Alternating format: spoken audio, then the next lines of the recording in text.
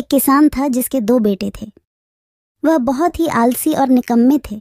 वह अपने पिता को कामकाज में हाथ बटाने के बजाय आलस किया करते थे, इधर उधर घूमते फिरते थे।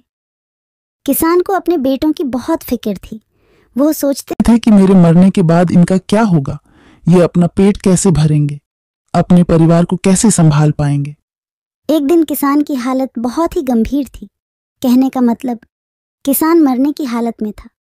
तभी किसान ने अपने दोनों बेटों को बुलाकर उनसे कहा कि हमारे खेत में एक खजाना गड़ा हुआ है, लेकिन वह किस जगह है उसकी जानकारी मुझे भी नहीं है, लेकिन खोदने बाद तुम्हें वो खजाना मिल जाएगा। इतना कहकर किसान भगवान को प्यारे हो गए। खजाने की खबर सुनकर दोनों बेटों के मन में लालच आ गया और वो दोनों खेत पर चले गए और खेत को खोदने लगे। खजाने के लालच में कुछ ही दिनों में पूरे खेत को खोदने के बाद वह घर जाकर बैठ गए और वह अपने पिता को कोसने लगे।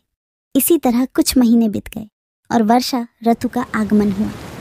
किसान के बेटों के पास पेट भरने के लिए सिर्फ एक ही जरिया था, वो है खेती।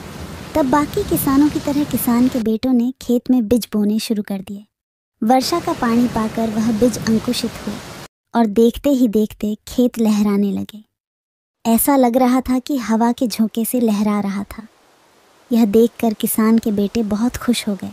उनको समझ आ गया कि परिश्रम ही सच्चा धन होता है और वो उसी तरह से अपने पिता के शब्दों का मोल भी समझ गए और अपने कामकाज में लग गए।